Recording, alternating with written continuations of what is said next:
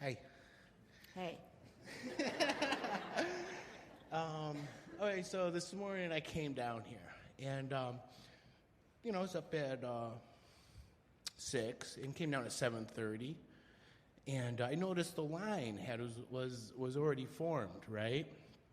And so that kind of took me, because I wanted to be right there. That's what I wanted. That's what I desired. You wanted to be right there. Yeah.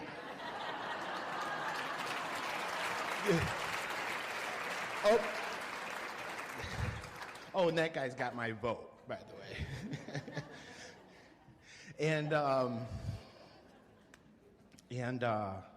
And so then he didn't have my, there was an issue with my forum not being available for me. So as we're trying to, Gene and Barbara and our friend over here was looking for the forum, I noticed the line was growing, right?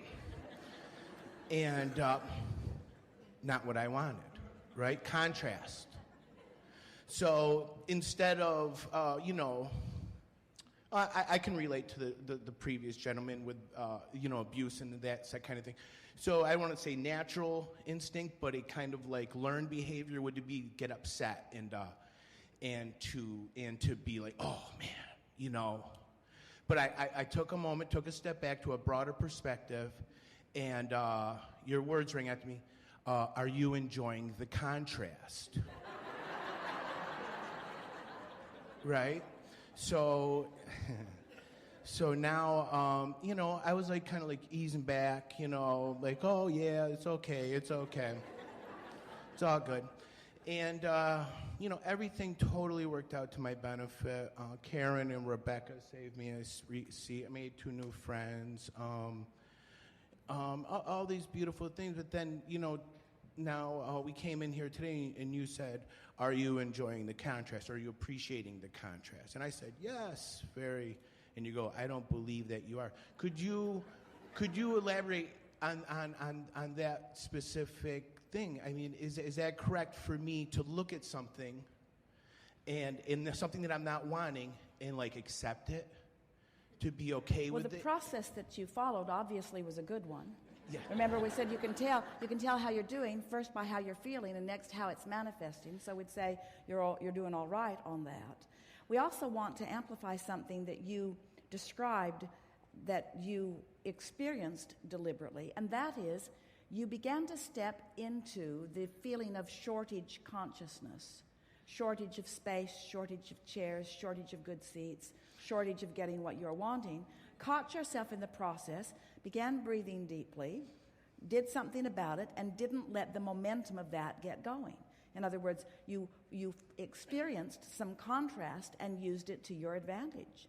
It helped you to focus into what you were wanting, you see.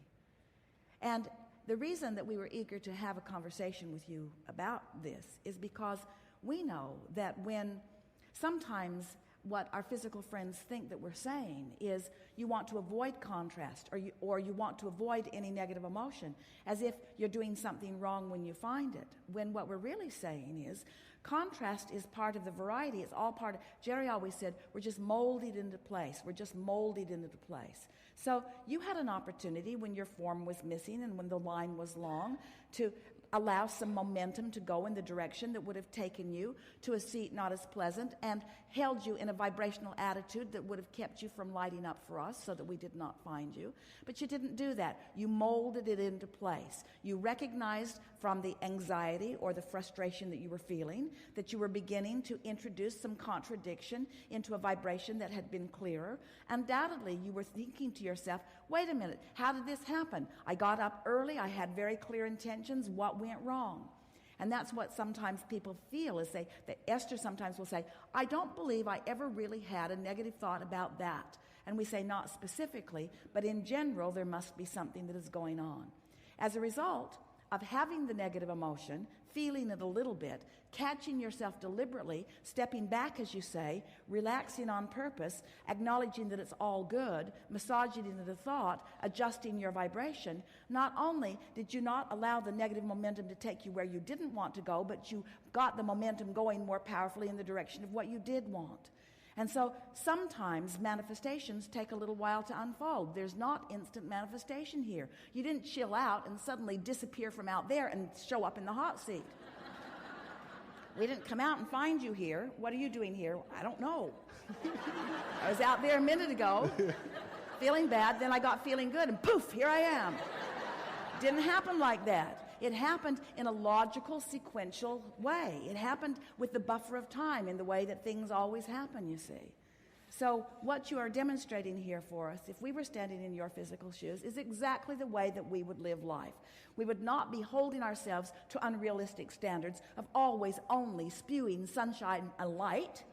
We would acknowledge that there are things that we want and there are things that we don't want, but we would be leaning really in the direction of what is wanted. And, as you just did, we would be, for sure, making the best that we could make of every situation. We would never amplify something unwanted and deliberately increase the momentum in the direction of unwanted.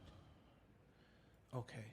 So there's a process. So I would say right, or it was okay for feeling that negative emotion, but it would have been ill of me. It would have been negative or detrimental to my experience, to my individual experience, if I would have fed into those habitual negative feelings, like my sense of entitlement. But you didn't do it. Right. You didn't do it. You've come past that. It is not likely that you will go there again. No. We've always had fun. So you have sensors in your fingers to keep you from burning yourself on the hot stove. Ow.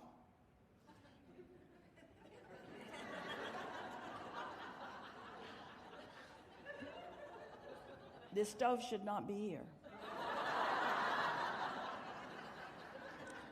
Who put this stove here? Someone should call someone.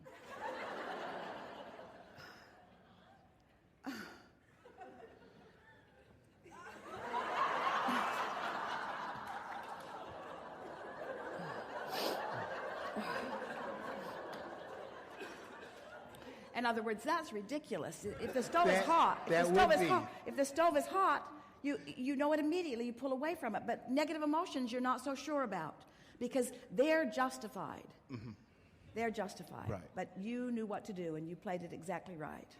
Right. And you said if you were in my shoes, you would not stand around as some beacon of joyous light.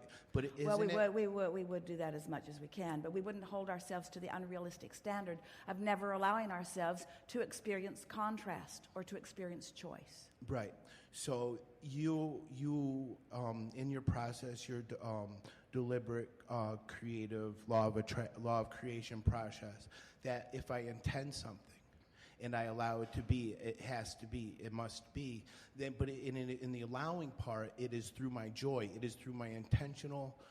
Let's just yes. But let's talk about some words here. We're at the end of the timing. We can give this to you quickly. Okay. So let's say that you desire something, but you doubt it. Well, there's no blending in that. In other words, I don't doubt it. Stay with us just a little bit. This isn't specifically pointing at you. We're just wanting to show you some things about some words or concepts that are behind the words. So you want something, but that you doubt it. When you use the word intend is a blending word with desire. Mm-hmm. When you intend something, the word determined, when you are decided about something, when you're determined about something, it's like you're just not allowing yourself the contradictory thought. So that's really what we're talking about. It's not demanding of the universe that it give you what it feels like it's not giving you, but it's an intention that you practice yourself into being. In other words, you know people who want things, they say they want them, but they don't show any real oomph about it. They don't show any real determination about it. And you know those who, when they say that something is going to happen, it's going to happen. You can just feel them molding the energy with the power of their mind, you see. And so sometimes you're sure about things than others. We're just encouraging you. When we come back from segment of refreshment and throughout the hours that are remaining, we'll talk from time to time because we really want to bring this to the forum of what constitutes an attitude, a vibrational attitude of really knowing something. Because when you want it and doubt it, there's so much contradictory energy that it's not going to happen anytime soon. When you want it and hope it, not so much contradictory energy, but enough to slow it way down. When you want it and believe it, you're on the brink of it, and all kinds of signs are coming to you. But when you know something, when you know it, when you understand the laws of the universe, when you know that you can focus, when you know that you have been focusing, when you know that you've had experiences where you've felt negative emotion and you've brought yourself back from the brink of it, when you've caught yourself not letting negative momentum carry you away, but you've turned it around and brought it into a more powerful place, in time you will begin to feel invincible, because you will know that you have a cooperative universe and laws of attraction that is always consistent, and that your singular intent is just to focus yourself into a vibrational attitude that feels good. And the truth of it is, the fact of it is, the all that it is that you cannot feel good if you have introduced contradictory vibration to something that matters to you. So ponder for a little bit the idea of determination and intention, and within that you will discover right on the tail of that what real knowing is. It's a good time for a segment of refreshment. Thank you.